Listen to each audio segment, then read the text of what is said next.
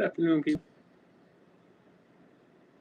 Let's check the audio for quality purposes. Just got back from the gym. Got my steps in, you understand? Sounds pretty decent. Yeah, I went to the gym. Well, not to the gym. I went for a walk downtown Santo Domingo. It was quality. What's going on, Sama? What's good with you? Got any questions? Drop in the chat. Anything you want to talk about? Let me know. But yeah, I just got back. It's a beautiful area, downtown Santo Domingo. almost looks like Manhattan a bit. Um, Very charming area, very manicured. It's beautiful. It's beautiful. So yeah, I was glad to get that out the way. Try to get out early before the heat hits and what have you. Whose birthday is it, Sama? That'll be next month on the 9th. If you're so interested. Just the how does that look? That's better. Composition's always beautiful. Beautiful. Yeah, next month on the 9th, 30. Oh, yeah, I'll be 33. And so that'll be interesting. Um, Hope all is well, Sama. Hope all is well. Another thing I did this morning, which I'm quite pleased with, I bought Bitcoin on an ATM for the first time. And it was in Spanish, which is crazy. Really pushing the limits to my knowledge. Um, yeah, a very productive morning. I went to a new Starbucks I hadn't been to before. I got the large Americano, frio con splenda. Uh, yeah, it was a very productive morning, very efficient. I got around 12,000 steps, probably a little bit more, because I walked to the ATM that was nearby. Yeah, if you guys are not tapped in with Bitcoin ATMs or the Bitcoin network, blockchain, I made a video. I believe I clipped it maybe a day or two ago. So if you're so interested, I also recommend checking out Michael Saylor content, Jack Mahler's Bitcoin. I'm telling you, imagine if you knew about Facebook coming out, or you had an opportunity to invest in Apple, in the IPO stage, and just imagine, that there's power behind knowledge, and of course opportunity and what have you. I will say this: I'm much more calm in the stream. It's probably no anxiety at this point, and it's a testament to momentum, a testament to courage, and how pretty much every time you try something, less courage is required from the last time. And so that's always encouraging to embark upon, especially things like this where you're putting yourself out there, you're trying, you're doing things that are more or less, there's opportunity for rejection. There's opportunity. So we're always encouraged by that. What else? What else I do this morning? Did a nice little workout. Calisthenics are quite convenient when it comes to just having the opportunity to work out without like the added cost of like a gym membership. I'm still gonna get a gym membership when I get back to Colombia. I'll probably start back up my Smart Fit regimen, what have you. Yeah, I just feel much better. There is something to drinking electrolytes, lifting weights, heavy weights, body weight, walking, expelling of glycogen, and burning ketones, what have you, early in the morning. Um, Listening to uplifting content. Shout out Andrew in the chat, man. Shout out Andrew. Yeah, if you guys have any questions, drop them in the chat. Whatever you want to talk about. Don't know how long I'll be on today. I have obviously plenty of time, and so yeah, hopefully we get influx of questions like we got yesterday. Not yesterday. What was it? Saturday? Yeah, Saturday. Thoroughly enjoyed the line of questioning that I received. But yeah, where's everybody watching from? I see we got 2 or 3 people in the chat. That's always encouraging, right?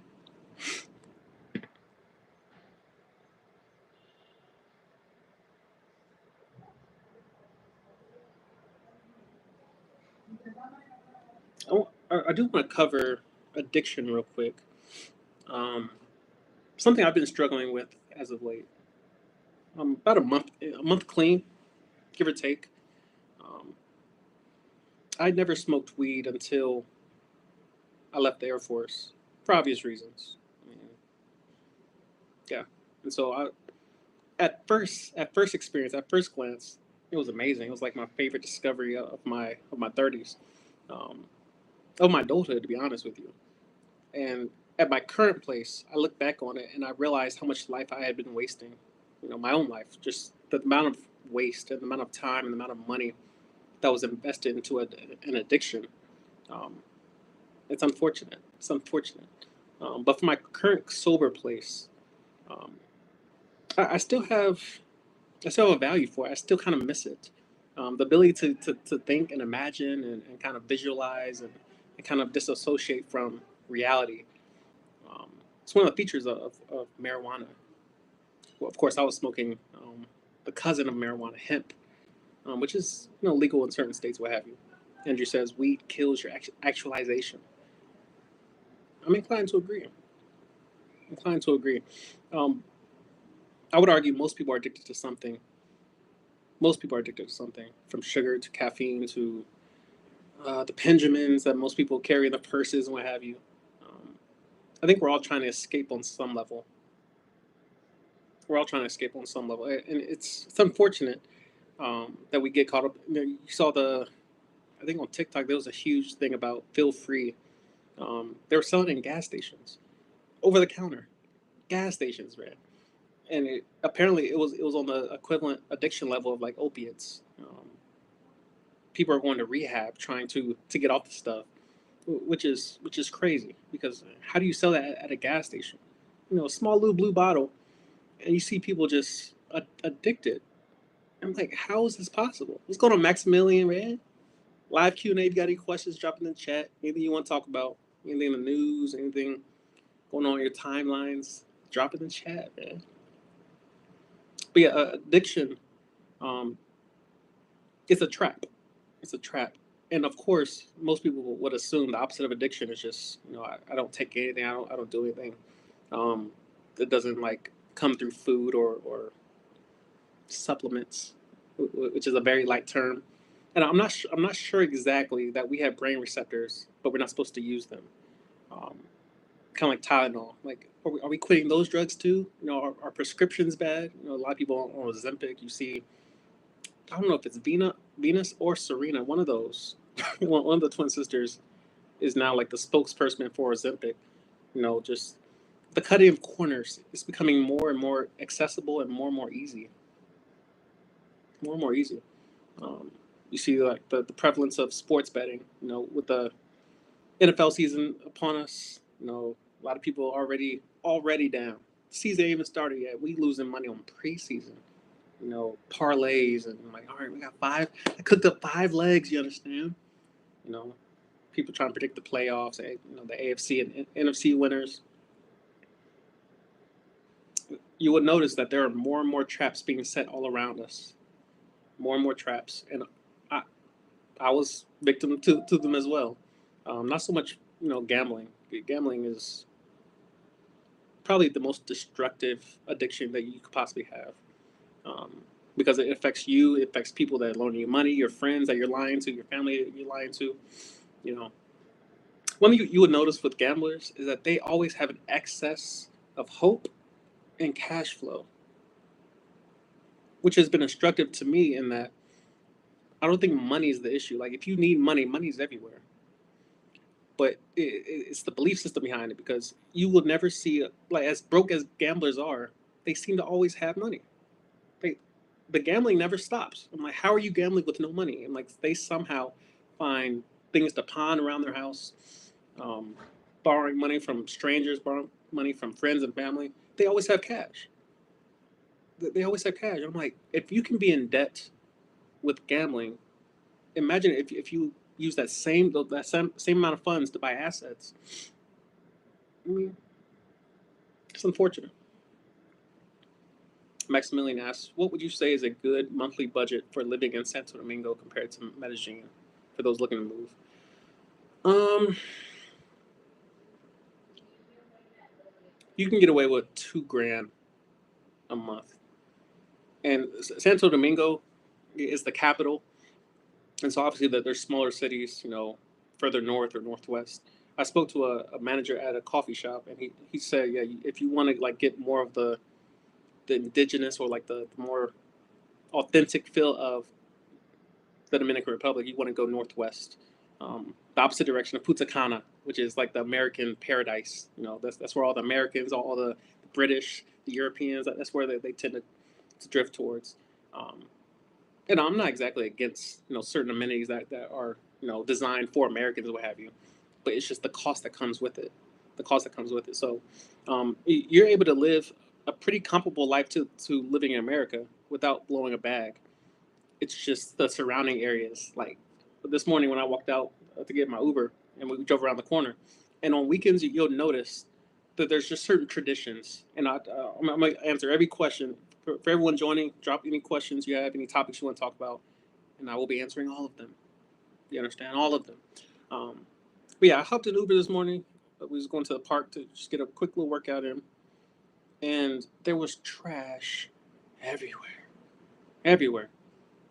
The quickest way to get me off center is to be in an unclean environment. And when you drive past that, when you're walking past the ocean, and you just see swirling piles of trash, like an acre wide. It's unfortunate. Like this is a beautiful. This could be a beautiful country, a beautiful island that people just don't see the need to take care of it. And of course, resources are a thing. Time. But if it were up to me, if there was a chance that I could start a company and like just hire people to beautify the island, in the military they call it base beautification, where people just all right, go out there, just clean up now, cut that grass, what have you. But yeah, to answer your question, 2 grand would get you pretty far. It'll get you an Airbnb, pretty nice area. I mean, that's what I'm staying in currently. I got access to a kitchen, so I try to do my cooking. Little Caesars, unfortunately, is quite seductive. It's right down the street. You usually get here in like 7 to 10 minutes. I'm like, it's tough, man. It's tough. Also, I will mention I did cook yesterday, so I would attribute a lot of my calmness currently to the work I did yesterday, which of course, the compound effects and things of that ilk. But yeah, to 2 grand, just about anywhere except Punta Cana will get you just about the equivalent of what you would get in the States for like 1,500 a month. Um, and that's 2 grand for all your needs, like not rent. Like my rent here is like six. No, I probably paid 400 total. 400 total for the entire month. It's just a room. It's not like an entire apartment, but it's a room that has access to a kitchen. I technically have my own bathroom. There's been a little bit of traffic in terms of the other tenants that might stay here, but for the most part, I mean, I've had the balcony to myself, I've had the living room to myself. The Wi-Fi is fast, and so yeah, I think the American dream. A lot of people assume that it was supposed to take place in America, um, but from my current vantage point, the American dream is to have American dollars and to live elsewhere. To live elsewhere, because again, you're not dropping in quality of life. You may be dropping in quality, in terms of social life, just because the language barrier that persists. But yeah, but for the most part, I mean, it's not much different, from Colombia. It's not much different. Punta Cana, well, not Punta Cana, Santo Domingo or the Dominican Republic at large reminds me a lot of Panama, a diet Guatemala, um, a less beautiful Guatemala. Guatemala slept on, like for real. Panama reminds me a lot of Santa Marta, Colombia, or Miami, a diet Miami. And so a lot of these Central American, yeah, Central American countries, South American countries are somewhat similar, mainly due to their economies, which I talked about recently in terms of monetary inflation. And if you lose a war, that means your currency is probably going to collapse. Fighting wars, fighting wars, also means that your currency is probably going to collapse. And the reason being is that when you're going to war, you need artillery, you need tanks, you need food to feed your people. Um, it's expensive to run a war, very expensive, which is why you need allies, because some allies already have stockpiles of things that you can just, we need that, man. You see this with America and Israel and various other goings on, where you're relying heavily. Ukraine, they're coming to see Trump, like, yo, we need everything. We need drones. Shout out DJI. Like, we need everything. And so, yeah, you see the tangible need for currency, for fiat. And so wars tend to, you don't want to be on the losing end of a war, because your currency is going to be, it's going to be unfortunate. And of course, if you look at the 20th century, the United States did not lose any wars. Not technically, we have not lost any wars. We have not fought any home wars. So that is a blessing for those of us who are American. But for everyone else, that's why when they go to buy oil, it's priced in dollars. If you know anything about purchasing power, you take $1 to Colombia, they're going to give you 4,000 Colombian pesos. You take $1 to the Dominican Republic, they're going to give you 69 Dominican pesos. Now, it's the equivalent, but then when you go to buy things, you'll notice that how much it costs you technically. When I go to buy a Red Bull, I always translate that cost back to dollars. When it says like $1 something, I'm like, that's crazy, because this same Red Bull in America is almost $4. How is that for the same exact product?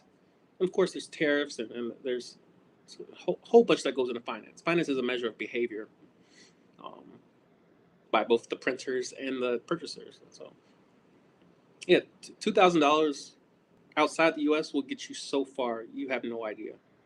The quality of life that you can live off of $2,000 just about anywhere outside the U.S., maybe save Europe, save Dubai. Dubai is even possible. Just because the dirham, I can't remember exact exchange rate, but it's there. It's noticeable. It's noticeable. So, what else we got, man? Andrew says gambling be like each win buys the next loss. Facts. The most dangerous part of gambling is winning. That dopamine reaction. Some people, they get that first win and they never recover. I'm like, yo, it's unfortunate. It's unfortunate. There are much, for lack of a better word, much better options in terms of addictions to have than gambling. And a lot of people swear they know sports so well. I'm gonna come cook up this little. It's not gonna work, not long term. And the people that you guys are buying picks from, y'all really think these people got it figured out? This one individual that may or may not have autism, is gonna beat Vegas. All right, there's already been bad beats. I was watching the Iowa. Was it Iowa, Nebraska? Whatever the first college football game was, I was watching that, and of course, like a lot of people bet the over, like I think it was like 45 points or something like that, and they called that the last second touchdown would have put the over, in the green, and I guess somebody in Vegas said, "Hey, none of that," and called it right back. And they're bad beats and already all right, man. Like the system is designed to beat you more times than it pays you out. So I don't know how those odds are encouraging to anyone who's participating in something like that. But natural selection.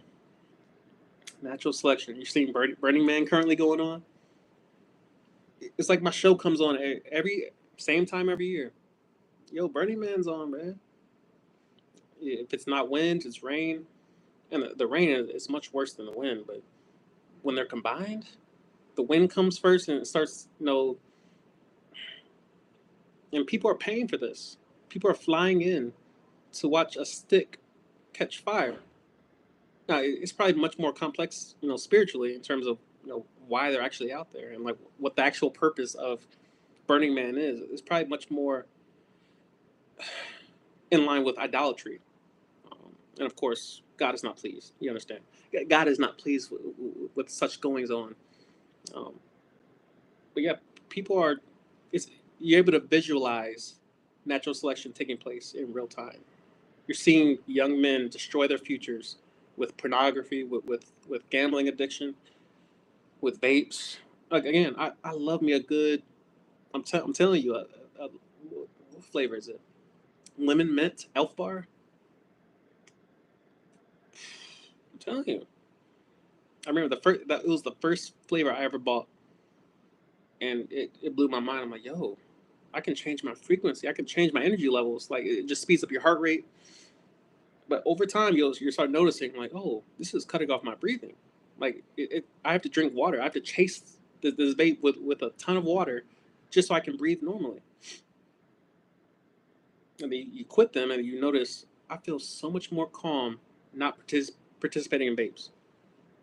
But it's natural selection. And your government, the local, CEOs and what have you, you'll notice that their children aren't participating. I'm like, oh yeah, the CEO of McDonald's, I'm sure he's not bringing home McDonald's for his children at all, at all. I'm sure they have a chef of cook them some eggs and steak and some vegetables, please. No. So yeah, natural selection takes place every single day. It's not like an actual huge, nationalistic worldwide event. It's not a huge geographic event. It takes place slowly and quietly behind the shadows. Now, here, just try this. Try this. And people like myself who are curious, we get caught up in it too. As wise, and I love wisdom. I study wisdom. I study cause and effect, and trying to predict my outcomes, and trying to ensure that there's quality there in terms of my decision making, ensuring that they compound properly over time, to where 20 years from now I enjoy the end result. Yeah, this world is trying to get your attention. That they're trying to get your energy. Energy harvesting is a thing. And so yeah, gambling is just another. It's another way to catch the unaware lacking.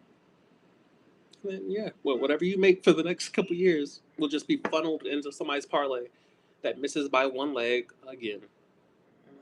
If only they had went. They were on the goal line, and for some reason they took knees every time. You need 1 yard, and you took 4 knees in a row to end the game. Why? You know why. What else we got, man? Sam asks, why did you take down your videos titled "No One Cares About You"? I think that might be back up in terms of memberships. It might still be up in terms of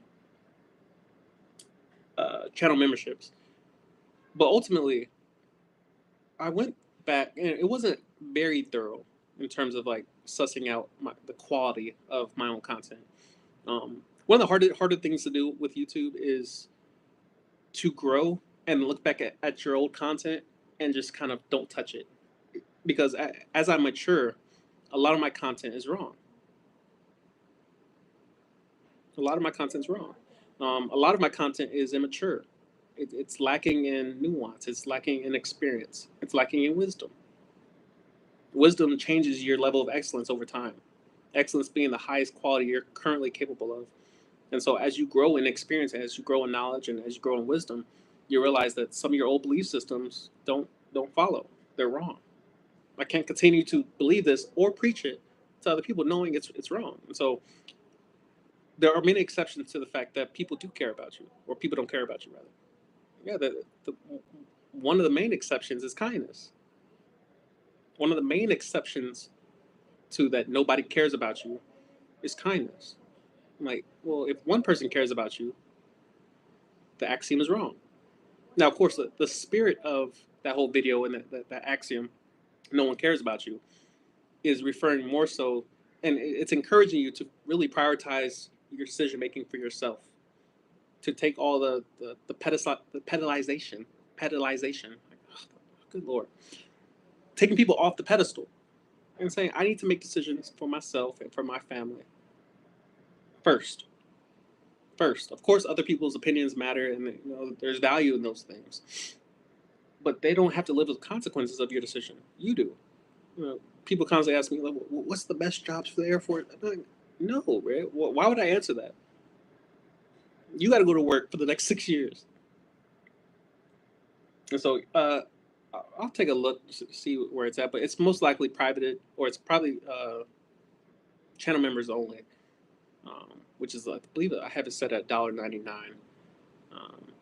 And so, yeah, if they interest you, it should be available there. If not, just hit me up. I'll look for it. I'll find it. All RTS, do you have one Bitcoin? If I had one Bitcoin, I wouldn't tell you. I'm not going to incentivize people to come looking for your boy, albeit it'll be quite difficult to find me to begin with. But to answer your question, no, I don't. Um, working working to get there. Um, I'm currently over leveraging MicroStrategy or strategy stock. Um, Not the preferred stock. I'm looking at the preferred stock, but it's it's not as leveraged as I thought it would be. But the actual, I believe the ticker symbol is MSTR is what I'm investing in mostly in terms of Bitcoin itself because it's leveraged like 1.2 or like it's not over leveraged. Like you can't get 10 times or anything like that. Not on the New York Stock Exchange, I don't believe. You have to go to do like a decentralized platform to get crazy leverage. But strategy is buying Bitcoin. Like that's what they do. Their charter says we buy Bitcoin and then we hold it, and then when we get earnings and when we have cash flow, we buy more Bitcoin, and then once we get more Bitcoin, then we buy more Bitcoin. And so they're basically ensuring that the BPS or the Bitcoin per share is increasing over time. And so as long as you own strategy, they're laser focused on buying Bitcoin, buying and holding Bitcoin, buying and holding Bitcoin. So I will have one Bitcoin and more very soon, because we're focused now. I don't know if I told the channel, but I had quite a bit of Bitcoin right before Trump took office, and I sold it. And in that, I learned the very expensive and painful lesson that people gamble on the stock market too. And like people that try to go all in on one single stock, kind of like what I'm doing, yeah, it's more so gambling than anything else. Now, it stops being gambling when you stop buying and selling. Like we're not trying to put options trading and puts and calls. We're not doing all that. We're not trying to arbitrage. No, we're just I'm buying and holding, buying and holding. It's like buying Disney in 2000, buying Facebook, at the beginning of the internet, taking off, what have you. It's a great opportunity for those who understand, what Bitcoin actually is and what the problem. I always tell people study the problem that Bitcoin is designed to solve. It's going to be very difficult to understand what Bitcoin is and how it works. From proof of work cryptography to decentralized machines running all around the world, mining Bitcoin, protecting the entire network, the blockchain, what the Lightning Network is and how that works and what the purpose of the Lightning Network is and the layers of the internet. And like there's a base layer, which is the actual Bitcoin. You got the Lightning Network, which is the protocol that allows settlement to happen more quickly, and why that's even necessary, and how Bitcoin compares to all the other cryptos and why those may be more closer to securities than actual commodities. There's a ton of learning that goes into it. I spent countless hours trying to understand it, and then once it clicked, then you reach a point where you understand I'm never selling this. I'm buying it and I'm never selling it.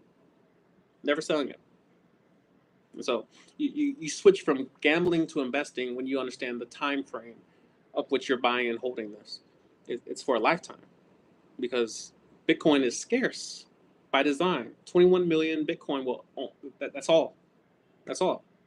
Compare that to the US dollar where they print money every day. The big beautiful bill is supposed to expand the US national debt by around $3 trillion. $3 trillion.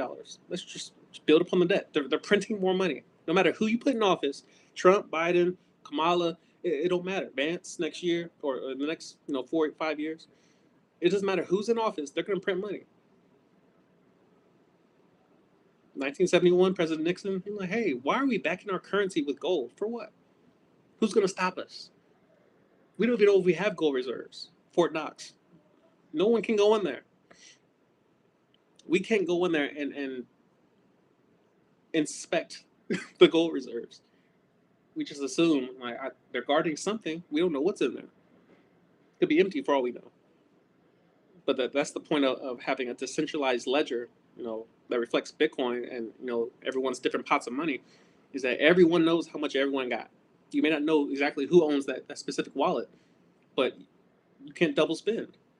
You can't double spend. And so there's a lot that goes into Bitcoin, and you have to understand all the different working parts.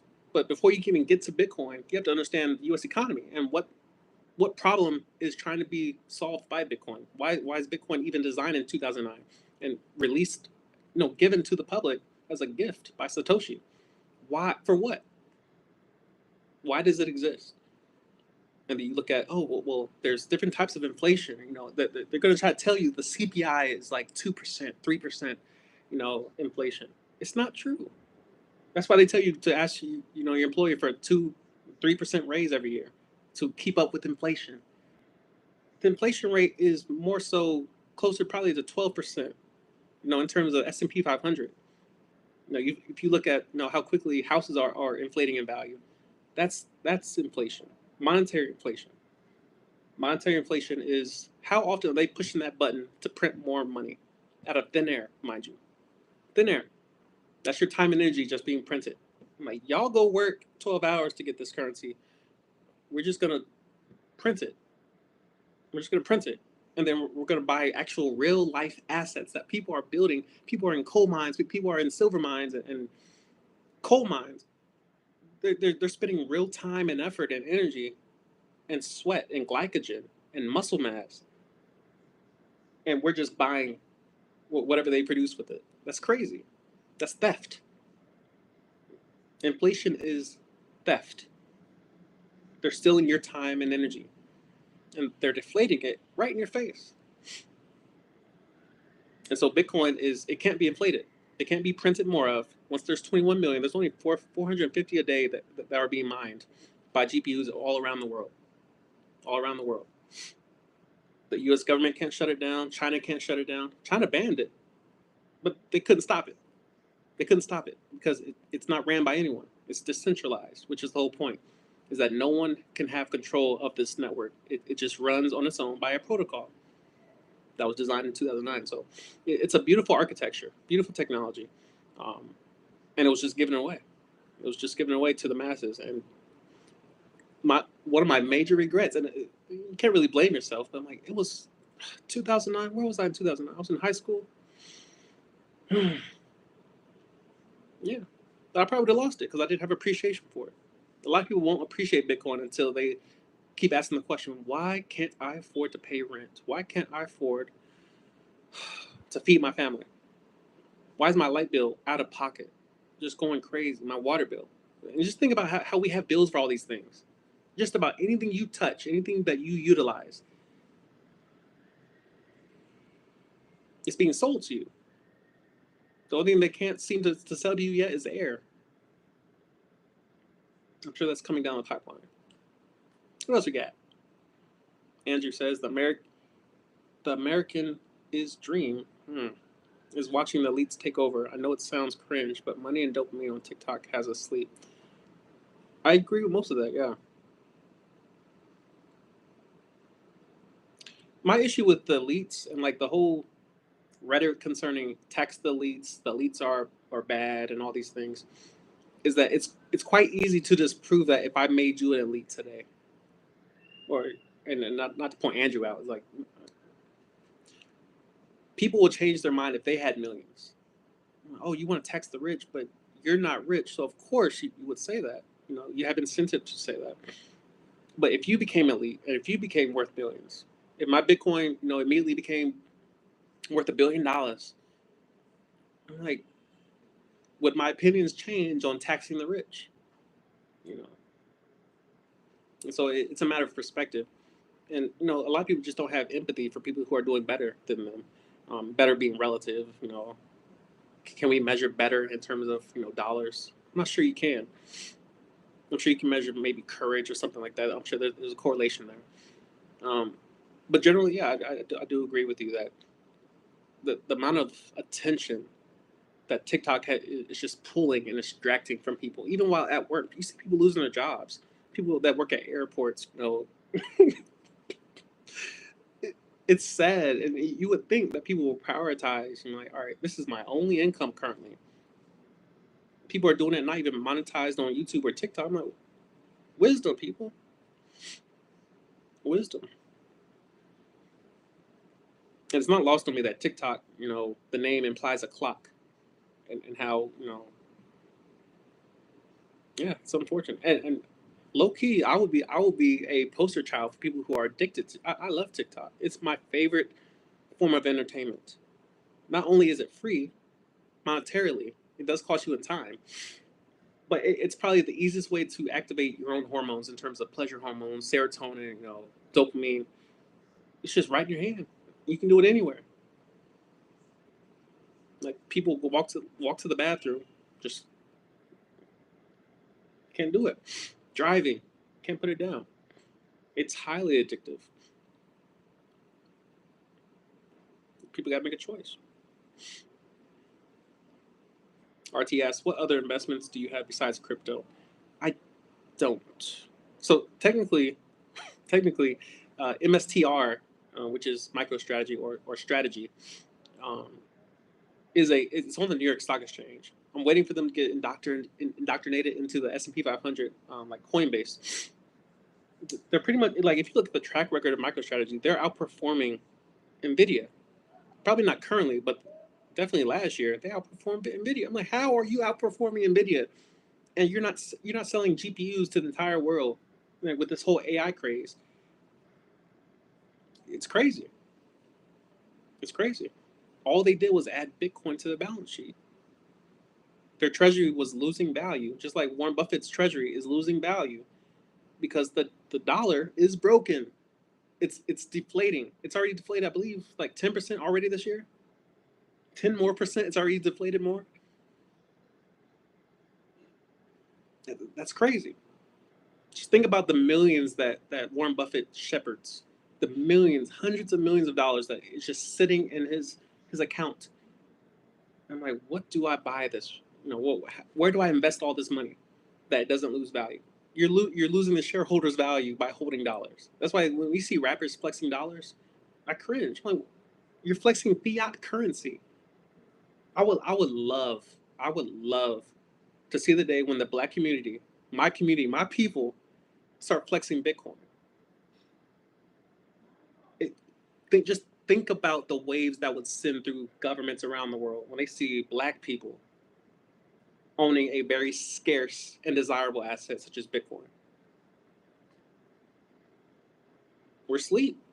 We're asleep. People throwing dollars. Well, when I lived in Colombia, I met a gentleman from Scotland, and he invited me to go to the strip club with him. They're in Medellin, Colombia, and he was like, "Yeah, you take like 20 US dollars, and you just give it to them, and they give you a stack of $2 bills, or like I believe it's 2,000 Colombian pesos. It's like a bill, like a 2,000. It's just one bill, equivalent to a dollar. It looks like a dollar, but it's like worth 50 cents or so. And you're essentially throwing 50 cents at somebody. You're making it rain with 50 cents versus throwing dollars in American strip clubs. And it's just, you see the difference in, like, oh, so this same woman on this continent gets paid more for her time and her body and like her shame and her dignity and her integrity, all these things, her character, all these things. On this continent, she gets pennies on a dollar. On this continent, and people are proud of that. The rappers are flexing liabilities in terms of US dollars. You can't, that's why you can't save your money in US dollars, because it's losing value. It's not accruing value. It's not increasing in value. It's losing value, which means your time and your work and your all the years of working and enslaving and investing your time into a company, it's being degraded. This is why people buy assets. This is why during times of inflation, when they start pressing that button, the Federal Reserve, Jerome Powell, when they start pressing buttons. Yeah, the people that win own assets, because assets soak up monetary value. They soak them up. That's why houses are constantly increasing in value. That's why you can't afford one. That's exactly why you can't afford a house. Is because they keep increasing in value due to inflation, monetary inflation. And so, other investments I have besides crypto are very few. Why? Because they have counterparty risk. They have counterparty risk. If you look recently, Trump, I just Trump enacted something, probably signed an executive order of some sort, revolving wind energy, and their stock is dropping. Just look up any stocks affiliated with wind power, and you're seeing that their value is plummeting, plummeting. That's what you call counterparty risk. It's risk that has nothing to do with the actual product that they're selling. It's just all the surrounding variables. It's like a CEO getting shot. United Health. And you just see the stock move around. There's another company, I forget the name, I was studying it this morning. Something having to do with materials, but essentially, the U.S. government is I believe they bought like what will be the equivalent of like a 15% stake in an American company. They're trying to keep from outsourcing the refining of certain materials and certain metals from China, because China has a chokehold on it. I'm not going to get too deep in this because I know I might be losing a lot of people, but I do enjoy talking about these things because I study it a lot, and so it's nice to kind of get it out and just talk these ideas out. But you're seeing the government, Trump at heart is a businessman. And so the only thing I trust politicians to do is to increase in wealth. That's the only thing I trust them to do. I don't care if they're Democrat, Independent, Republican. I do not care. All I do is trust politicians to make money. If you watch Nancy Pelosi, she's making trades. How? How are people becoming millionaires off $100,000 salaries? In short amount, in less than a decade, people are maximizing their wealth in the terms of millions in less than a decade. They're not using the S&P 500. They have insider trading. They have insider knowledge. They passed a law, but right before y'all pass the law, let me go ahead and sell this real quick. But before you pass the crypto acts, what have you, let me go ahead and buy a little bit of stable coins, from Tether. Go ahead and buy a little bit of XRP. Let me go ahead and get a little bit of this. Yeah, it's insider trading. It's not like this huge mystery. I believe I used to have not a Webull account. It was another exchange I was using.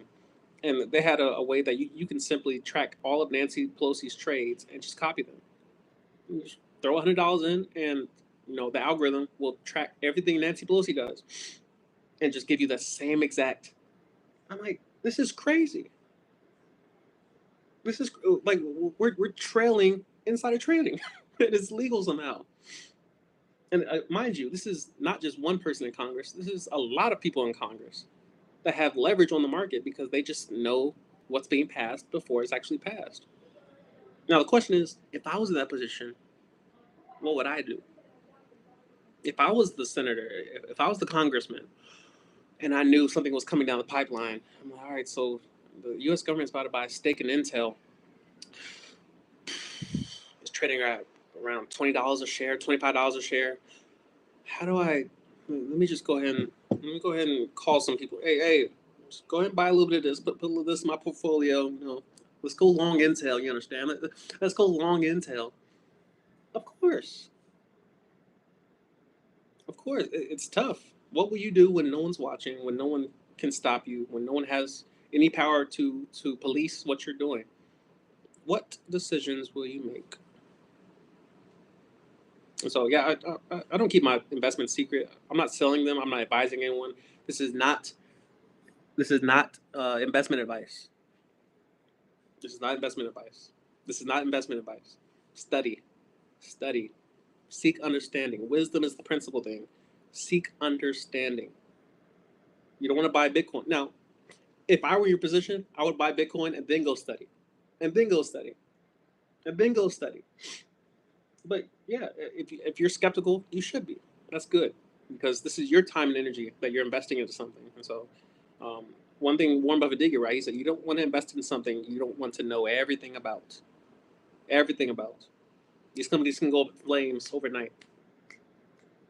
It doesn't take much. These companies can go up in flames overnight.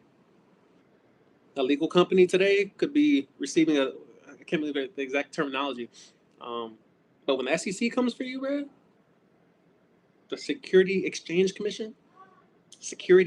and Exchange Commission, When they come for you, it's a wrap. When the IRS come for you, it's a wrap. So yeah, I invest in Ethereum. What's the other ones? XRP, Solana. I'm probably gonna get some Cardano just to hedge. You understand? Just to hedge. But other than that, I typically don't go too far into stocks because again, if they have too much counterparty risk, like people think Bitcoin's risky. No, it's volatile.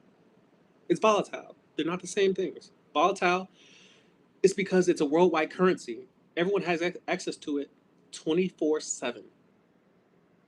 The New York Stock Exchange and the Nasdaq, they're open Monday through Friday. Monday through Friday. They don't want to get too far out of hand while people are at church.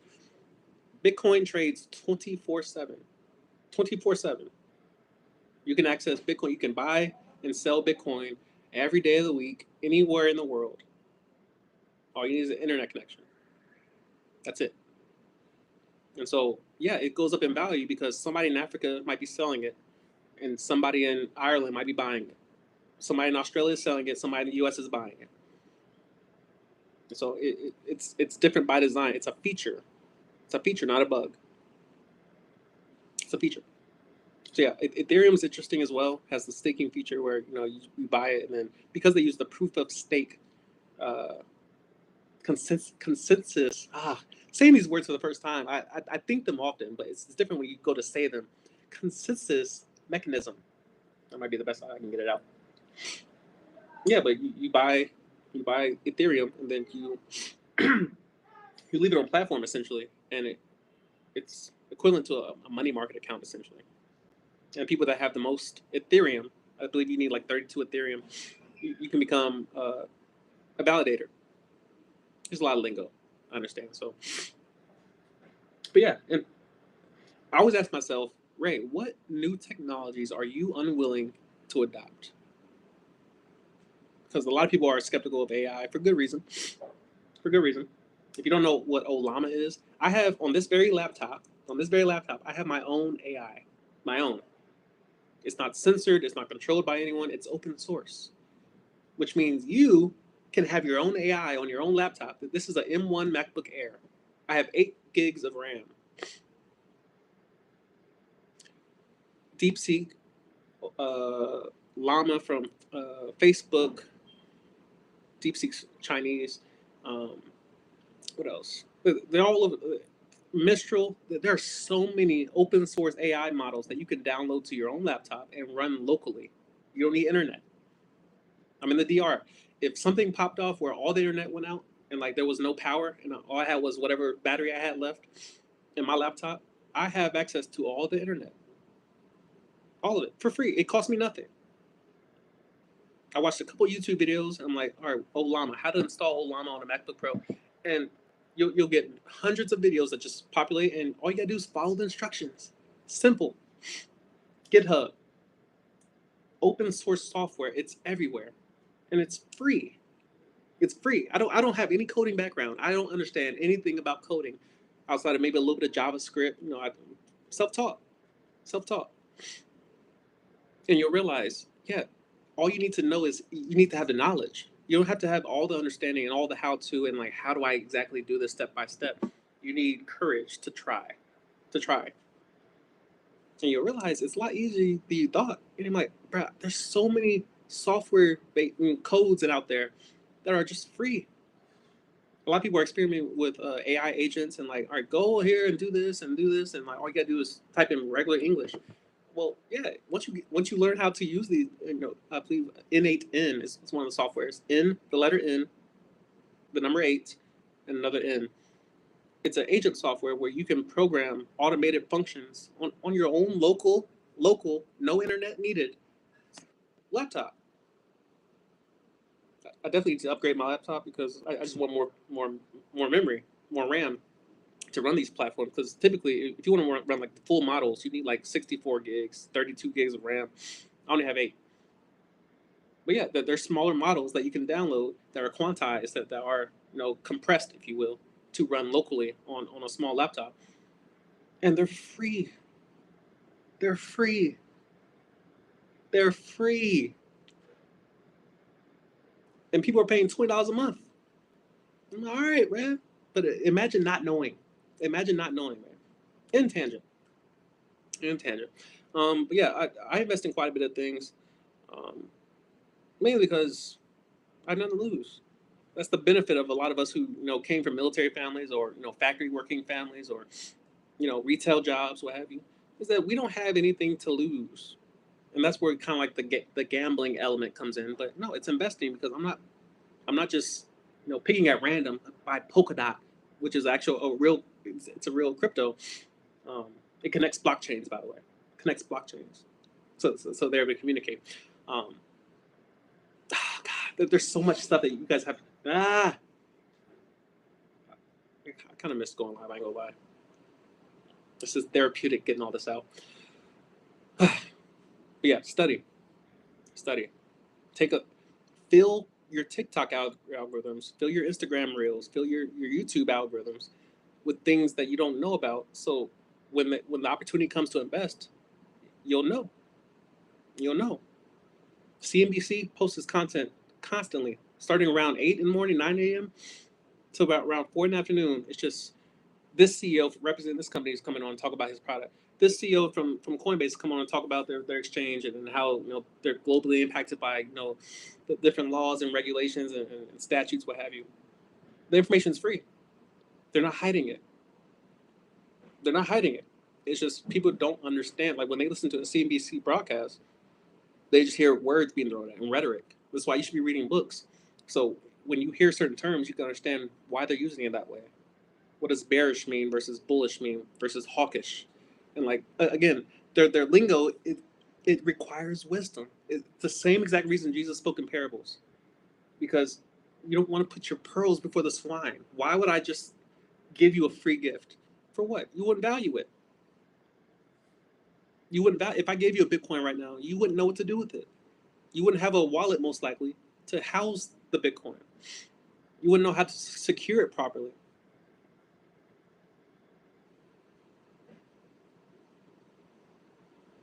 The new economy is going to leave a lot of people behind. A lot of people flexing U.S. dollars, doing cash spreads, not knowing that the value of that money is dropping precipitously. What else we got? Sam asks, iron is a quite good affordable asset. Iron? The number one issue or the number one factor that you want to factor into buying commodities or buying securities is the scarcity. Iron's not scarce. It's in the dirt. It's everywhere. It's on every continent. It's not scarce. Iron is more than abundant. It's like salt water. I'm like, are we running out of? Let's invest in salt water. I'm like, it's not scarce. Little sidebar. One thing I noticed living in Colombia and living in Dominican Republic and just abroad in general is that beauty is not scarce. Beauty is not scarce. I will sit this morning. I sat at Starbucks and I just sit there and watch people walk back and forth. Beauty is not scarce. Curves are not scarce. They're everywhere. They're more than abundant, which is why you should reinvest your dividends. Don't be chasing women. Once you realize they're abundant. Mm-mm. So yeah, iron is not a scarce asset at all. It's probably one of the most abundant. Like CO2, like carbon, like oxygen, like salt water, like fresh water.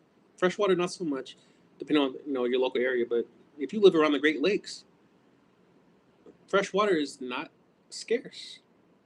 Land is not scarce. Have you been to Texas? Have you been to Nebraska, Wyoming, Montana? Land is not scarce. Now, the question is it desirable? That's where you get the actual arbitrage, the actual value of something. Is it scarce?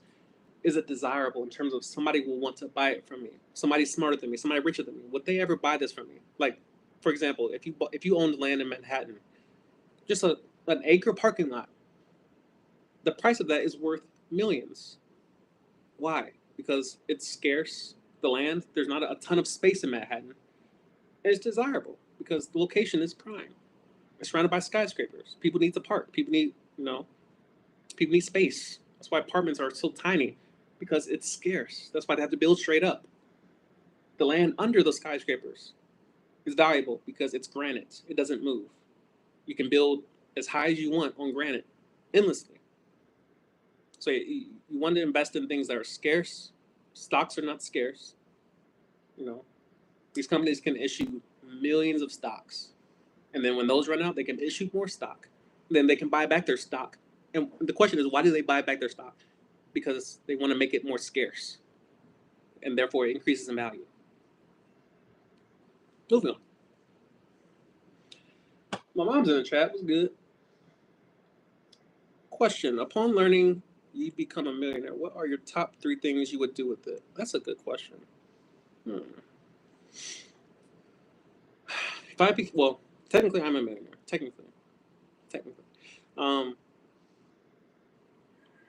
If I was a cash flowing millionaire, if I was a liquid millionaire, if I had access to all the millions all at once in my checking account, the number one thing I'll probably buy is a lawyer, a team of lawyers, on retainer, mind you,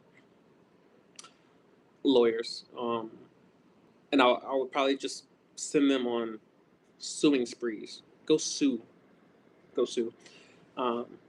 because suing is not so much about being right; it's about having leverage. And so that's the whole thing. I'll move very slow when it comes to accountants because it's a high level of trust that you would need in a company to trust them with your millions. Accountant possibly. Definitely I would hire a chef. You'll notice a lot of billionaires and millionaires, they all end up getting in shape later in life because they don't want to die. Because I've just now got to a place where I can enjoy my life. I want to live forever. So you notice a lot of them, all the professional athletes, they have chefs because it's what you eat. I mean, I'm experiencing the benefits of cooking yesterday. High quality foods, and now I have energy and I'm calm and my nervous system is it's manageable now. Yeah, there's a correlation there. I would buy a lot of Bitcoin, just because it's going up in value. It's like buying land in Manhattan. Like it's scarce. There's only 21 million. 450 a day, and so most of that is already sold already. It's already sold. Like somebody's already trying to buy it. Yeah, it's a commodity. It's valuable. There are people in Kenya right now using it for mediums of exchange already. Why? Because a lot of people in other countries don't have access to bank accounts. Us as Americans, we look at Bitcoin and I'm like, yo, why would I need this when I have dollars, or I can buy gold, or I can buy stock in the S&P 500? I'm like, well, not everyone lives in the U.S.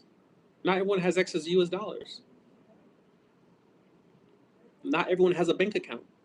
Not everyone can get one. If you lived in Africa, obviously that's a continent. If you lived in Kenya, you cannot access Bank of America. You just can't. What you can access is Bitcoin.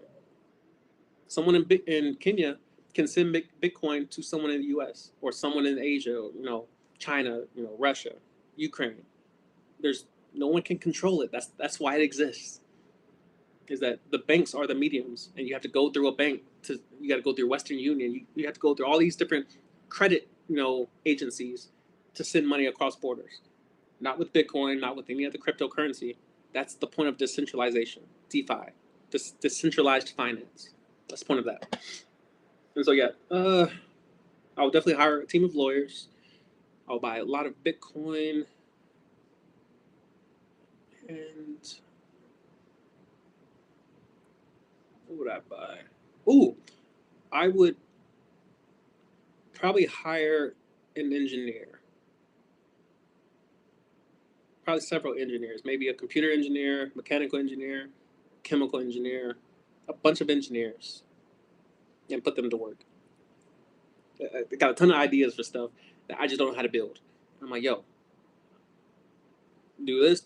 And I'll probably hire somebody to manage them, somebody with a bunch of experience, hopefully in all different career fields. There's some overlap. Aerospace engineer, hopefully. But yeah, I would put people to work. I'll hire an editor. I'll delegate a lot of things that that I would normally have to learn on my own due to just not having, the currency. Well, yeah, now that I have currency, I can delegate, and I'm like, I can hire people that have 20 plus years of experience and let them do it. So yeah, that was a real good question. Andrew says, "Man, spitting right now." Yo, listen, we do what we can for the people. You understand? We do what we can for the people. RTE says, "When do you think they will announce a recession? I know there has been one for a minute. They don't want to announce. I'm guessing probably next year. I don't think they will ever announce it. Not this administration. That's one thing you'll notice, that administration has no incentive to announce a recession under their own regime. Like, if anything, Trump will say, well, because of what Biden did in the last 4 years or so, this is why we have, the current economy, and this is why we're trying to undo all these different, energy deals and what have you. I don't think they will ever announce it. There's no incentive to. It's your job to know when you're in a recession. I personally don't participate in recessions. That's the point of wisdom, is to see trouble far off, to see something coming down the line and hide yourself, to prepare, to plan. That's the purpose of wisdom, is to not participate in the downfall of every. When everyone else is like, when I walk through the valley of the shadow of death, I fear no evil. No, I have wisdom. The point of wisdom is to know ahead of time that there's a tsunami and get to high ground. There's no, yeah. So, yeah, I don't think there will be a official announcement of a recession. The numbers will show you. Um, it's quite easy to notice one if you look at the data. I'm not saying go learn how to read candlesticks and charts and what have you. I don't even know how to do all that. But yeah, you can look at the top seven the top seven companies in the S&P 500, and they will tell you just about everything you need to know. The S&P 500 will tell you just about everything you need to know about the U.S. economy. Yeah. And then, of course, you can just listen to alternative sources of information. Doomberg is one of my favorites when it comes to energy. Um, when it comes to a lot of international trade, I listen to Doomberg. Just look for a green chicken. Green chicken. Um, Michael Saylor, Jack Mahler's people I go to when it comes to Bitcoin, because they have companies, public companies that are audited by outside agencies. They are Bitcoin companies. And so I go to the people who are actually building their platform. If you want to be safe from tragedy in North America, in the United States, if you want to be safe from tragedy when it comes to your assets, put your assets where the billionaires are putting their assets. Put your valuables where the billionaires and the millionaires are putting their valuables. Why? Because they're not going to let themselves go under. Money is addictive. Success is addictive. This is why people take drugs, to be more successful and more successful, because it's addictive. People don't want to stop being rich and successful and seeing other people suffer, other people's families starve, other people's kids go to public school, other people's kids get student loans. I'm like, I don't want that for my children. I don't want my family suffering on any level. So I don't try to outdo the rich people. I just look what they're doing. I'm like, their actions are going to tell you everything you need to know. I'm like, why is Michael Saylor's almost his entire net worth is in Bitcoin? You think he wants to lose his money? Or does he know something that everyone else doesn't know? That's why the first movers get the best rewards, because they typically know something that everyone else is kind of slow to. Bitcoin came out in 2009. I didn't buy Bitcoin probably until 2024, January. I was late. So, of course, there's an incentive to be early, to be searching the landscape for, like, what do they know that I don't know? What do other people know? What are the nerds, the coders? What do they know that I don't know? Why were they reading white papers when I was watching NBA games? I was being entertained. They were reading white papers. They were reading forums. Why was I late to the party? Because wisdom. Wisdom. So yeah, there will be no announcement about recessions and, oh yeah, CPI. We're trying to look at the data. It's going to be data intensive. We might cut rates 25 basis points in September. Jerome Powell, the constant talk about, what's the Fed going to do? The Fed advisory, the Fed policy. Are they going to cut rates by 25 basis points? It's just nonstop. Treasuries, bonds. People are buying these things expecting to retain value with their U.S. dollars. It's not going to work. It's not going to work. The United States is in trillions of dollars of debt. Trillions of dollars of debt. And people are people are holding their life savings in U.S. treasuries. That's your choice. Ignorance is not an excuse. It's not a valid excuse. There's too much information. We have AI. There's no excuse. You can ask AI a simple question. How do I fend off against recession, against monetary inflation? How do I keep my time and energy from being devalued in the United States? And they're going to give you a list. And most likely, number one on the top of that list is going to be, you need to own assets, namely scarce, desirable assets, things that go up in value no matter what's going on. The 2008 recession, imagine if Bitcoin existed. Oh, well, the next year, Bitcoin came out. Why would that happen? The correlations are uncanny. The evidence is everywhere. The evidence is everywhere. And if people could spend just enough time, I'm not saying all your time has to be just study and regimented and wisdom and like, I need more knowledge. You go insane doing that. But if you take a fraction of your time and just say, I need to study this for an hour a day. Bitcoin, I'm gonna figure out what proof of work cryptography is and how it works. You don't have to understand binary and all the ins and outs and all the code and protocols, all those things. But you need to at least understand what proof of work cryptography is versus proof of stake. Mix of experts. It's just so many different things. And they're all in plain sight. They've all been around for several years at this point. Ethereum's like 10 years old. Yeah, I mean, this stuff has always been a thing. It's just people don't know about it. Just think about the average person in O-Block, in Chicago, in the inner cities. You think these people understand anything about Bitcoin? No, they shoot in the ops. They're flexing fiat currency as if that's impressive. They're buying jewelry that is customized, meaning they can't resell it, which means it's going down in value. You can't resell it. It doesn't retain its value. They're buying Aston Martins that depreciate the second you drive them off the lot. They're customizing them, which means the resale value is dropping off a cliff. And by no means am I a perfect, steward of my money. No, I'm learning. And once you learn, now you're held accountable, and now you understand. For every $7 Little Caesars pizza I buy, I could have had $1.20 of eggs and cheese and sausage or bacon. I could have cooked my own meal, and it would have cost $2 max. Or I could spend $7, and that $5 that I could have invested, there's a price to pay for that. So if anything, now you just know every time I spend money on something that is not an asset, it's most likely a liability, which means I'm losing. I'm losing. Every time I buy something that doesn't appreciate in value, I'm losing money. My children are losing money. My estate is losing money. My potential is lessening. It's a choice you got to make. And trust me, I love Little Caesars. It's worth it to me.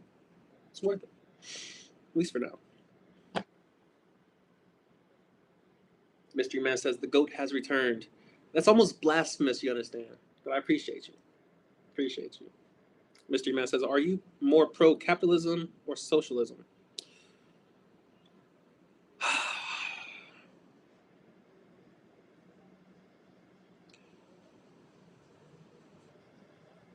Neither.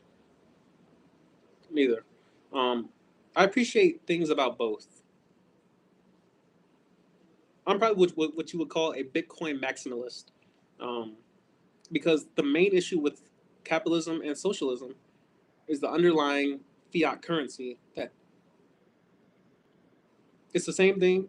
Every country, for the most part, every country has a Federal Reserve, which means almost I can't think of a single country that has a currency backed by physical, hard, scarce, desirable assets. Not one. Not the U.S., which is the richest, richest country. No, no, they're all floating currencies. And so no matter if it's capitalism, where we're using dollars, which are depreciating, or if it's socialism, where the government is subsidizing, like China, where they subsidize all the tech companies, all the energy companies and they're using coal to power their power grids. China has China has around 2.5 more electricity produced than the entire United States. 2.5 times more electricity is produced in China than in here. Why? Because they're using coal to do it. They don't care about the environment and all these things. And I'm not exactly sure I do either. Like, it's hard enough to keep this one room at 65 degrees.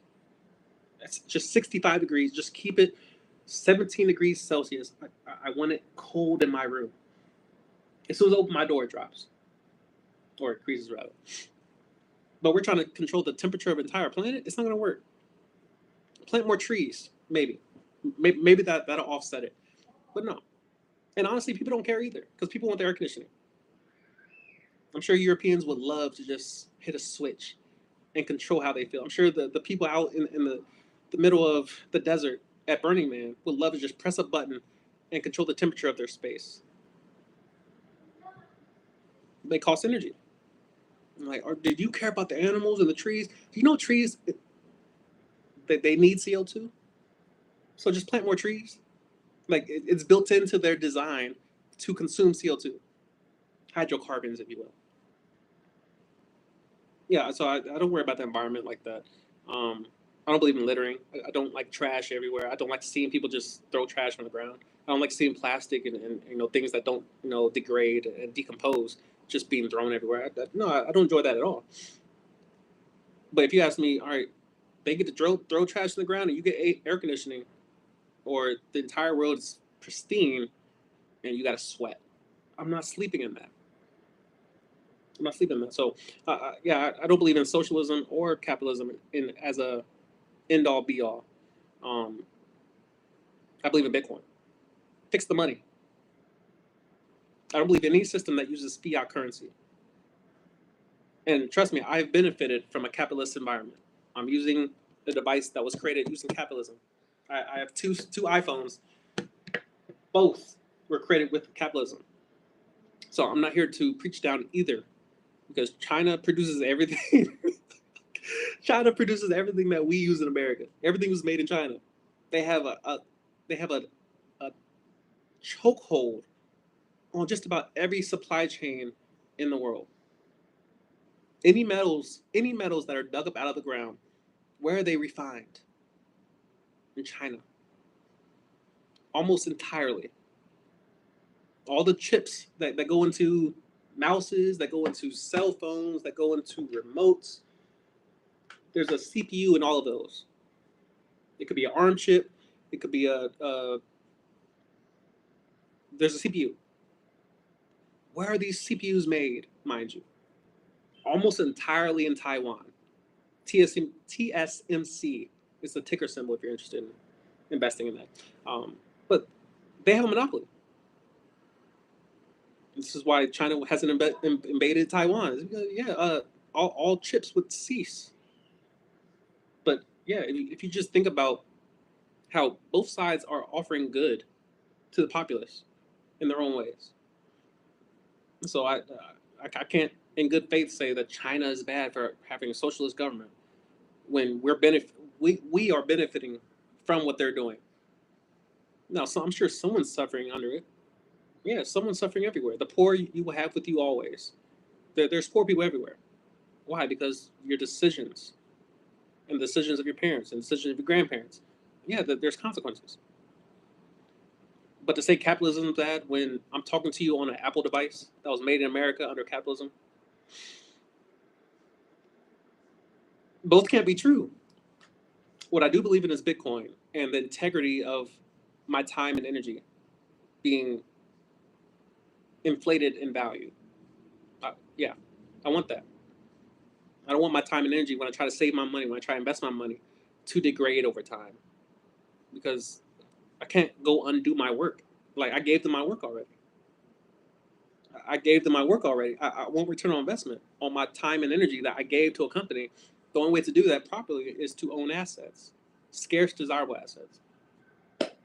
So yeah, that's my more or less way to deflect on that question. Um, yeah, Bitcoin, Bitcoin. Hot take: most people. This is from Andrew Hansen. Hot take: most people with kids are just Mr. and Mrs. Average. I'm 28 and enjoy my freedom. Um, I struggle with the concept of children. It's not as easy as you've put it. But I do relate to you a lot in that life is very much more easily affordable when I don't have children. Now I do want children, namely a son to carry on my legacy. You understand? Raymond Isaiah the fourth, and yeah, he will be a great man, probably athlete most likely. You understand? Yeah, one of them leagues, yeah, we gonna get the bag, but um, yeah, children cost money. Healthcare costs money. School costs money. Child care costs money.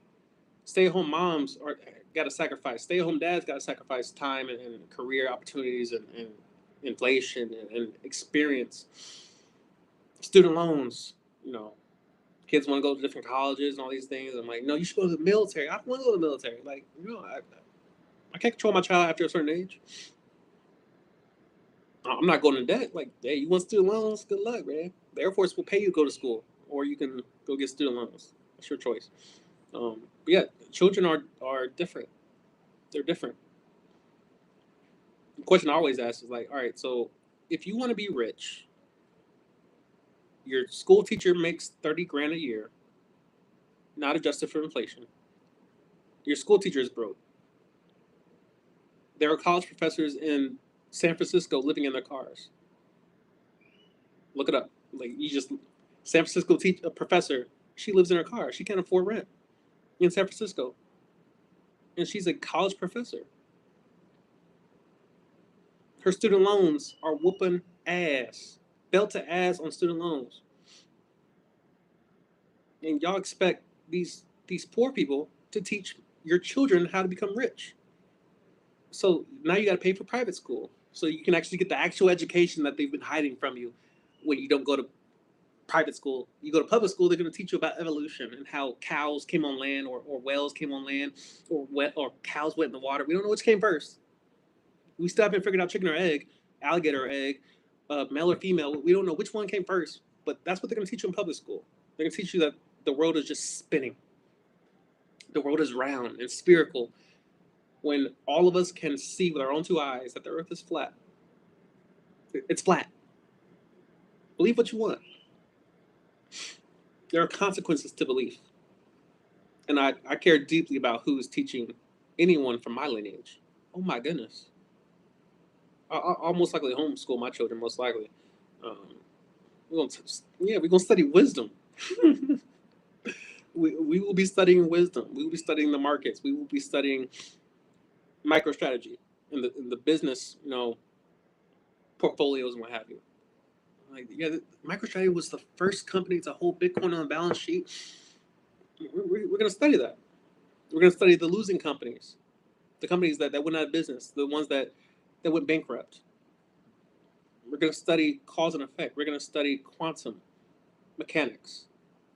We're going to study the mind and how, as you think, so are you. What you believe about the world is a confession of your own character. We're going to study wisdom. We're going to study the strategies of war. We're going to study sound military tactics. And then I'll send my son to Dagestan for 2 or 3 years and forget. Leave him. Go to Dagestan, man. Go to Dagestan, man. You're gonna learn some jiu-jitsu, self-defense. We're gonna learn how to shoot. We're gonna learn about solar panels and AC to DC, and we're gonna study. We're gonna study. We're gonna study the periodic table. That's the whole point. That's why private schools, they're restricted for a reason. It's because they're teaching you actual valuable content, valuable knowledge, real world how-to knowledge, how to navigate this world, how to invest. Hedge funds, private equity. There's a reason why it's secretive. There's a reason why they talk in a special kind of lingo. I've never been to business school. I don't have any college credits. I'm a college dropout. I'm a college dropout. But I study. The information's free. It's free. You know how many hours of content I watched just this morning? It's everywhere. But people watching cat videos. People are going to public school and they're having gym class. And they're having pottery and gender studies. I'm like, yeah, our kids are going to be poor because they're being taught by poor people. If your parents were poor, why are you asking your parents for advice on how to get rich? Your parents work a 9 to 5. Your parents work a 9 to 5. Your parents are on food stamps. Your parents are in Section 8. Why are you asking them how to get rich? Why are you asking your teachers how to invest when they make 30 grand a year? They're barely paying rent. They're barely eating. It doesn't make sense. But yeah, that's the point. The people who are in charge, the names that you don't know, yeah, it's by design.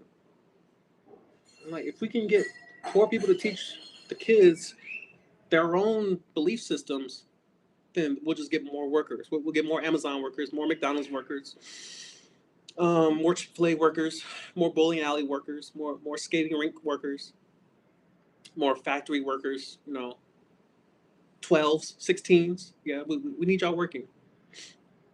I'll say this about debt. This is a very important thing about debt. Just about everyone's in debt. Just about everyone.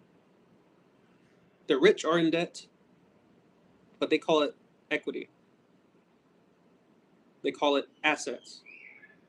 Strategy. MSTR on the New York Stock Exchange. They borrow billions of dollars at less than 1% interest. They're in debt billions of dollars. Billions of dollars. What do they do with that money that they borrow? They buy appreciating assets called Bitcoin. And Bitcoin, since its inception, has been yielding, 60% APR? Now, it's dropping. It's becoming a little more stable. But it's still going crazy. It's still going crazy. You can be in debt and buy assets. Why are you going into debt on Klarna and buying dresses and buying cruises and you're buying liabilities? Everyone's in debt. Use your debt to buy assets. Again, I just learned this stuff. I just learned it. I just learned it. But I rather just learn it at 30, 32 years old than 50 years old. And I'm like, all right, well, I've been working for the last 50 years and I just learned that I should be investing in scarce, desirable assets, not just random stocks with a ton of counterparty risk. So yeah, if you have access to debt, make sure that that debt is being used to buy appreciating assets. And now you're just doing the same thing billionaires do. You're doing the same thing millionaires do. You can borrow against assets, which means you can have the same amount of money that you started with, except you borrowed money that gives you leverage in the market. Not investment advice. I'm not selling anything. There are no links. I don't have a course to give you. I don't have a course for sale. It's just wisdom. This is what they won't teach you in public school. They're not teaching this in public school.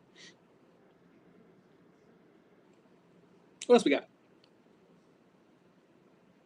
Oh yeah, I was talking about children. So yeah, I don't have an issue with children. My children will be well behaved. My children will be wise. My children will have advantages because I have a father. They have a father. The hard part about having children is the woman I choose. That's probably the hardest part about having children is that I have to pick a high quality woman. High quality. Not just beautiful. That's one thing the Dominican Republic and Colombia has taught me is that beautiful women are everywhere. They are not scarce. They are highly desirable, but they are not scarce. They are more than abundant. More than abundant. They're everywhere. I struggle to find ugly women. I struggle. So beauty is not a qualifier for Mrs. Isaiah at all. There's a floor. There's a floor. But in terms of just, I'm going to pick the prettiest girl I can find. The prettiest woman I've ever seen in my lifetime. I kid you not. The most beautiful woman I've ever seen worked at a gym in Santa Marta, Colombia. The most beautiful one. Like, she looked like what I would imagine Eve looks like. Beautiful. Beautiful. She works at a gym. Works at a gym. And she don't got all the long eyelashes and BBL. Like, none of that foolishness. No long nails. None of that foolishness. She looks like a normal girl. And I'm like, I'm thinking to myself, this is the most beautiful woman I've ever seen. If only I could speak Spanish fluently. Thankfully, my Spanish has increased greatly since then. But yeah, beauty is not a reason to marry anyone. Oh, he's handsome and oh, oh, it's not a reason to marry anyone or get pregnant by anyone or to impregnate anyone. No, it's not a reason. It's a great additive. It's gravy on a biscuit. It's butter on Popeye's biscuit. But no, absolutely not. And so yeah, my children, I hope to be taught by a wise woman, an elegant woman, an intentional, virtuous, admirable, a woman of quality, a woman of quality. And I hope to be the same. A man who is reliable, integrity, character, discipline, consistency rather. Yeah. So yeah, children are not the enemy. It's just parents rush into there's so much riding on parenthood, and a lot of people just don't realize the gravity. I think my parents. Shout out my mom in the chat. I'm grateful to my parents. Oh my goodness, I don't tell them this often, but the way they set me up for life, the way they set me up for life, having a father in my life. My dad posted a reel yesterday on Instagram. He sent it to me. He was riding his boat. I was so happy for him. I'm like, yo, my pops didn't have a father. He died before he was born. And to now see my pops, as well as he's living now, I'm grateful. Love that for him. But I also look at my own life and like the wisdom that my mom taught me. Get somewhere and sit down. That's what I do. All this time I haven't been on live. What have I been doing? I get somewhere and sit down. I went to a coffee shop this morning. Get somewhere and sit down. I people watch. I read. I study. But yeah, clubs and bars and strip clubs and like, trust me, the lustful side of Ray loves all of that foolishness. Loves it. The lustful side of Ray misses weed. The addicted side of Ray, trust me, a nice little combo, a little crossfade, a little glass of wine, a little scotch, a little cigar, a little 3.5, a little hybrid, you understand? Sometimes sativa hits the spot. Sometimes you need a little indica to sleep. And then nicotine, so you just kind of mix it all. And then the chemical reactions are just amazing. But yeah, my parents taught me everything I needed to succeed in life and some. And it's why I enjoy, my life is not perfect, trust me.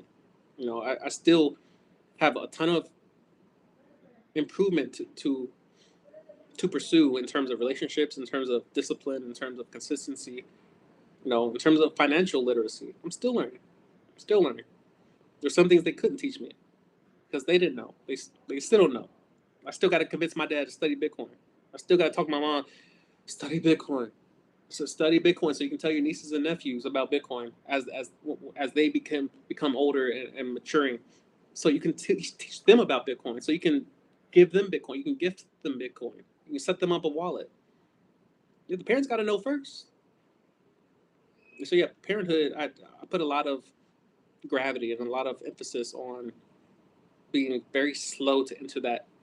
I'm like, slow down. There's no rush. There's no rush. Just having aimless sex just because people are beautiful, it's not a good reason. The most beautiful women are carrying some of the most dangerous diseases, and you cannot tell by looking at them. You cannot tell by looking at a woman if she's going to rob you or not. I'm telling you, men are flooding down to Colombia left and right and getting robbed. Getting robbed. They're waking up at 2 a.m. and the room's empty. She's gone. All your stuff is gone. All your passports, your wallet's gone. Your IDs are gone. Your keys are gone.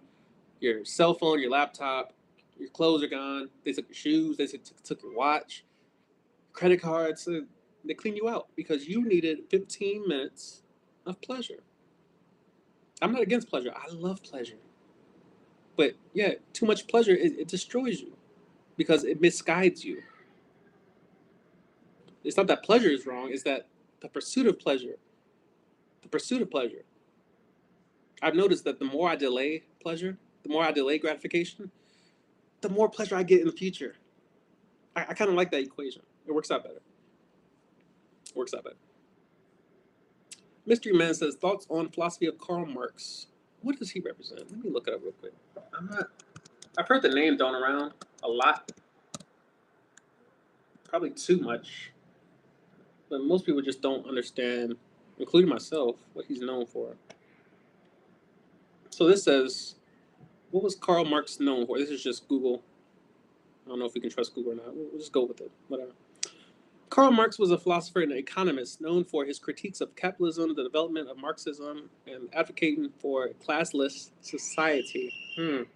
Classes being, well, I would imagine the social classes or the financial classes, which middle class is not really a thing anymore. You just have poor and rich at this point. And honestly, it's not even poor and rich. It's liability holders and asset holders. it's just a different. Karl Marx, 1818 to 1883, was a philosopher, author, social theorist, and economist. He is famous for his theories. All right, we are called that. All right, what is Marxism? Let's look that up real quick. Marxism. Marxism is a socio-economic theory developed by Karl Marx and Friedrich Engels that analyzes history and society through the lens of class struggle driven by economic factors. It critiques capitalism for exploiting workers and alienating them from their labor, predicting a future classless communist society achieved through a worker revolution. Key concepts include historical materialism, which emphasizes economic conditions shaping society, and inherent conflict between the bourgeoisie, which is the rich people, owners, and the proletariat, or the workers. I'm pretty sure this falls under what we were talking about earlier as far as, to simplify it, it's almost like an injustice is being done to those who don't own assets. Now, I would be inclined to agree with that if we could not buy assets, but we can. Poor people can buy and own assets. They can buy Bitcoin right now. You can't buy a whole Bitcoin. You couldn't afford it. But you can buy a fraction of Bitcoin. And that fraction is going to increase in value because it's scarce. It's a part of a scarce network. I will admit, I don't know enough about Marxism by Karl Marx to speak intelligent about it. So I'm not even going to attempt to. But yeah, everything you need to know about finance is simple. You need to own assets that go up in value, preferably at a higher rate or percentage than your debt.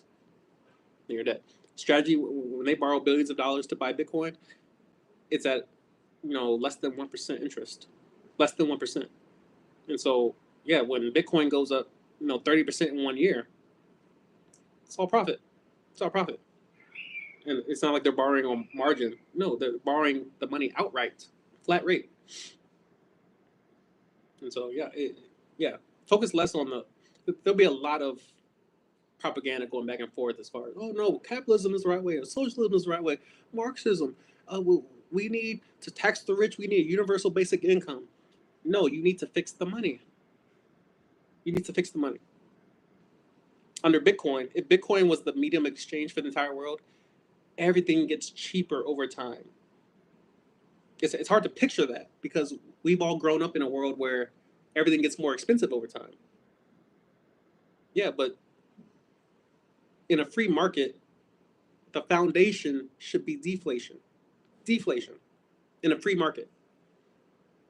Everything should be getting cheaper because if our technology is increasing by 2-3% every year, yeah, all the products, all the services that we consume should be becoming cheaper over time if our money was sound. But because our money's not sound, everything gets more expensive over time. That's what Bitcoin was designed to solve. So, by no means, again, I'm not telling you to go buy Bitcoin and just think it'll solve all your problems. Like, it's not going to. It's not going to. You have to understand that, if anything, Bitcoin should be your savings account. Something that you buy and you never sell. You never sell. Not to buy batteries like I did, not to buy solar panels like I did, not to buy a bunch of copper wiring and like all these side projects like I did. That's not the purpose of Bitcoin. Bitcoin is a store of value. It's a store of value. Money you want to give to your kids, you put it in Bitcoin.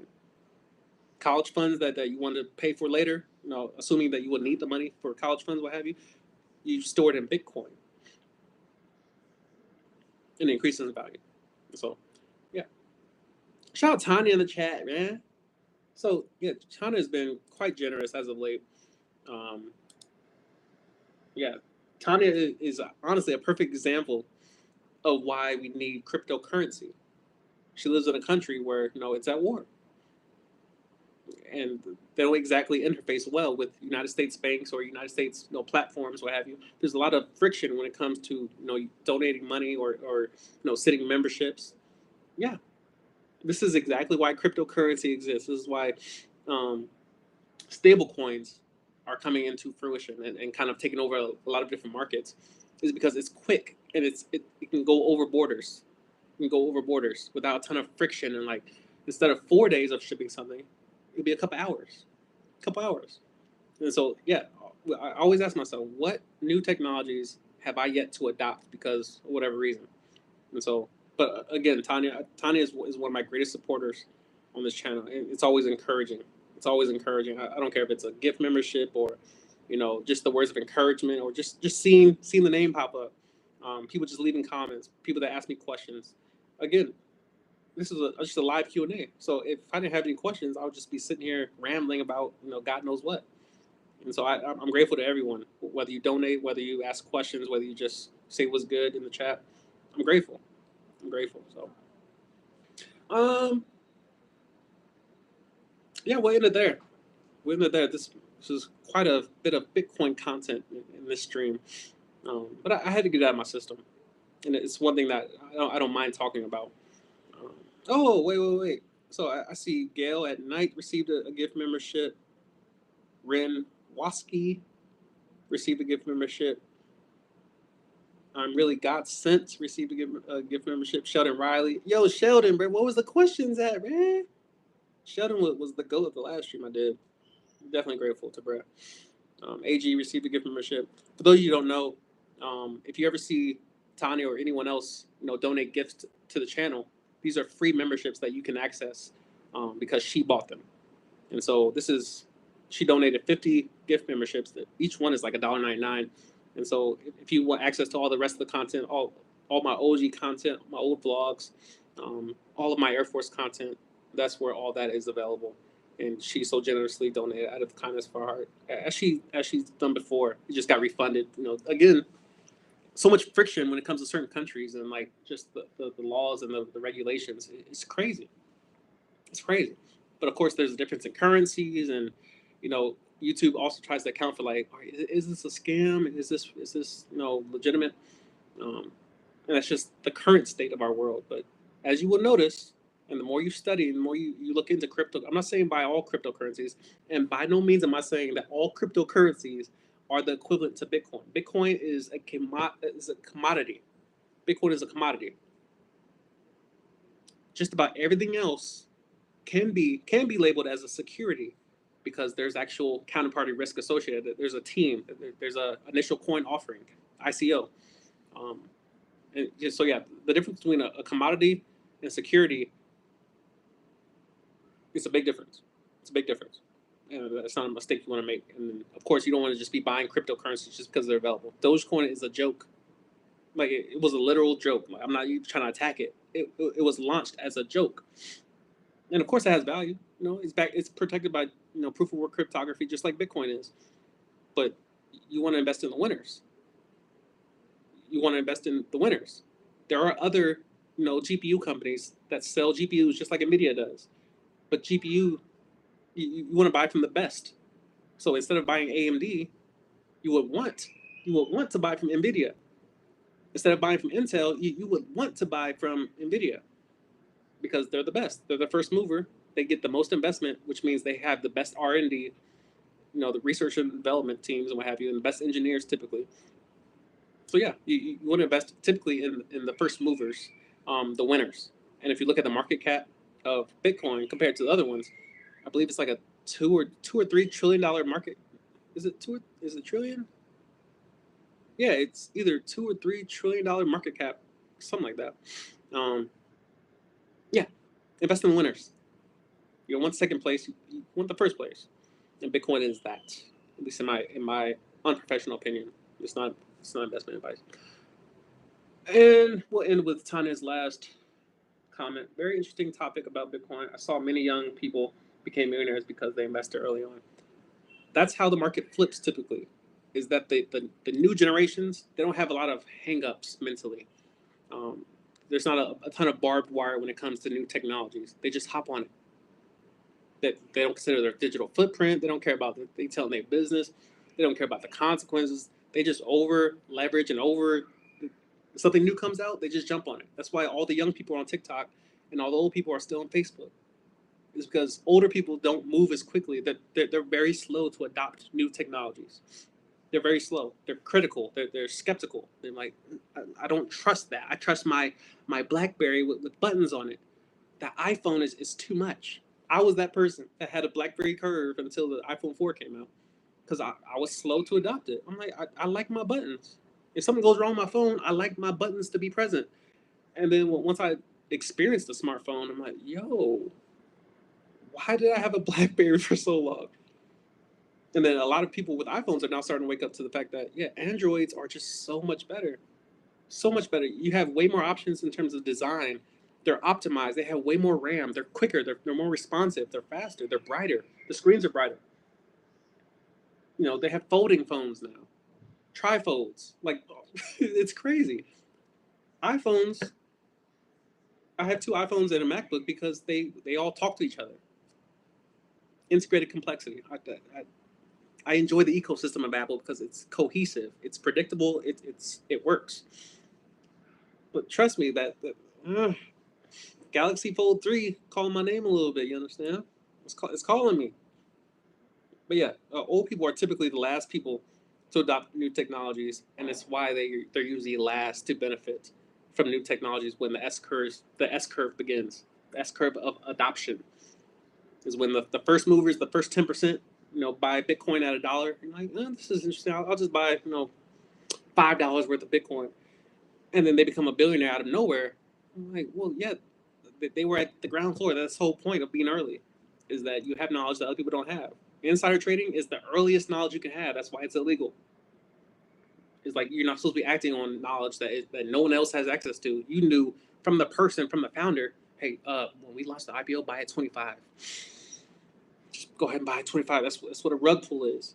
Is that people are trying to get away with something, and then when they get the rug pulled from them because they didn't do their due diligence, they did no research, they don't understand what they're investing in. Now all of a sudden, they're trying to sue people. So I always encourage people. I don't care what age you are. Always ask yourself, what new technology have I been unwilling to research and adopt? There's plenty of new technologies that are yet and still, even today, being invented. New open source software is being dropped every single day. If I were you, I would go to YouTube and just find some AI channels and just subscribe. Just subscribe. So at least it's in your algorithm. Go to TikTok, type in Bitcoin, and just like 5 videos in a row, and then go back to what you were doing. You want it in your algorithm. Type in Ethereum and just put it in your algorithm. Type in AI agents. You want it in your algorithm. For me, Spanish learning. You want it in your algorithm. Sign language. My niece is deaf.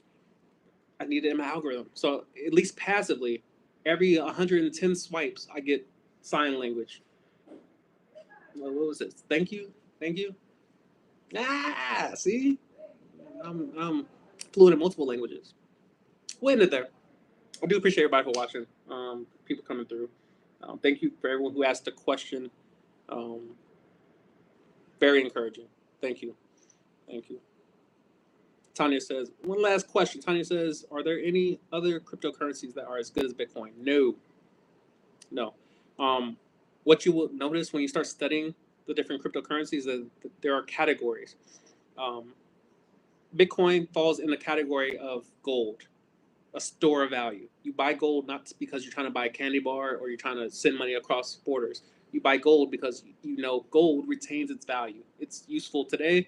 It was useful 100 years ago. It'll be most likely useful 100 years from now because it's used in circuitry. It's used in all these different, highly advanced, technologies, what have you. It's useful. There's a use for it, and it's rare. It's scarce. Now, it's only scarce by 2% every year because they're constantly digging it out of the ground. So the supply of gold increases roughly 2 to 3% every single year. So it's not exactly scarce because there's more of it. You just dig more, you dig deeper. You go to Antarctica and you drill, and you can get more oil. You can get more natural resources. You can't get more Bitcoin. There's only 21 million. It hasn't all been mined yet digitally, but you only get 450 a day, and people are buying it up. I bought I bought a ton today. So yeah, there are different categories. Ethereum is closer to a contract than a store of value. Ethereum is electronic contracts, where like if I do this, then this happens automatically. There's no middleman that ensures that this was done. It's a protocol that automatically enacts contracts. Also, it has social media on it. Ethereum is a platform. Again, you have to go study. You have to go study because there's Polkadot. I mentioned that earlier. It connects blockchains. So Polkadot will be in between an Ethereum and a Bitcoin so they can communicate because Ethereum has Bitcoin on it. You can't buy Bitcoin from Ethereum, but Bitcoin can be embedded into an Ethereum blockchain. You got to go study. And again, don't be discouraged when you begin studying if you get overwhelmed.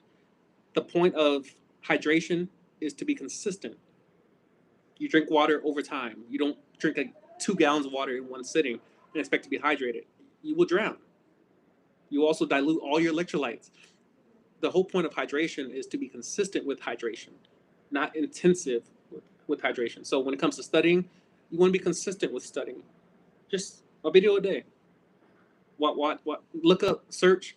What is the difference between Bitcoin and the U.S. dollar? Start there. Start with how does the U.S. economy work and what is the point of Bitcoin? What problem is Bitcoin designed to solve? Why is everybody so head over heels about Bitcoin? Ask AI. Explain Bitcoin in using the analogy of the Notebook movie, and explain it in terms of in a way that I'll explain. A 30-year-old woman would understand it. There are different ways to study, and you just have to find the best way for you to retain information. For me, it's videos sped up, 1.75 times, 2 times. Like just give me the words, just say it already, so I can hear it. And then I'll go to AI and I'll use metaphors like compare Ethereum and Bitcoin using NFL analogies. I'm like, well, Bitcoin is like your offensive line. It's consistent. Nothing else works if you don't have an offensive line. Ethereum is like, I don't know, tight ends or wide receiver. But again, that's the whole point, is that there's different ways to understand things, and you just find something you already know a lot about, and use AI as the middleman to make the crossover seamless, and so you're able to understand things a little bit better. So, hope that helps. There are many different categories of cryptocurrencies. A lot in their beginning stages, a lot in their middle stages, a lot in their like Bitcoin, the OG, like the first mover, the first official crypto that was like I'm pretty sure it was the first, but it's also the biggest now. It's the most famous. It's the most secure. It's the most, I wouldn't say volatile. I don't think it's the most volatile. It's maturing as an asset now, because again, it's been here for a while. People, you can't hack it. It's protected by proof of work cryptography. It's not, you can't hack it using GPUs or CPUs. I can't remember the exact. It's like hash 256. It's a hash function. It's a specific type of machine that you have to have to mine Bitcoin effectively and efficiently. Everything else just does it inefficiently. Like my laptop can mine Bitcoin, but very inefficiently. I will never mine a Bitcoin using my laptop because, yeah, it's not powerful enough. It's not efficient enough. So yeah, studying, it's a journey, and once you begin studying, you'll start accumulating, and it's just the small little terms. Oh, I remember that. I remember that, and then you'll just pick up. You start gathering little small little pieces of gravel of knowledge and wisdom, and you'll look up a year from now, and you've been studying an hour a day for an entire year, 365 hours of information. The Compound Effect, one of my favorite books. That's the video, bro. I'm gonna go scroll TikTok and lay in the bed and relax because I did all my work for the day. But I appreciate y'all coming through. Appreciate y'all watching. If you haven't already, if you wouldn't mind hitting the like button, just so people can be aware that there is wisdom being made available for the free. If you want to become a member of the channel, Tanya has so graciously donated 50 memberships, and so there should be some left. That's if they stay, because Tanya's bad at battling banks and all manner of evils as it refers to cross-border payments and what have you. So hopefully the membership stay intact. But if not, yeah, they're $1.99. So if you need wisdom concerning the Air Force or the recruiting process, or just if you want an insight into someone who did 6 years, full contract, start to finish, honorable discharge, no Article 15s, no foolishness on my record. Just did the best I could, promoted pretty consistently. I promoted every year I was in, except for the last time I tested for technical sergeant. Didn't make it that time, which I was already getting out at that point. But yeah, wisdom. Wisdom is the principal thing for a reason. There's a reason why God said, study wisdom, seek understanding, seek wisdom. It preserves you. During a recession, when everyone else is failing, going bankrupt, you want to be the person with wisdom that bought assets, that wasn't buying Jordans that are valueless. They're shoes. They're shoes. People buying jerseys. It's a jersey with another man's name on it. With another man's name on it. Buy Bitcoin so your family can eat years from now. So that's the video. Say it was good to your boy. Appreciate y'all. I'll see y'all next video.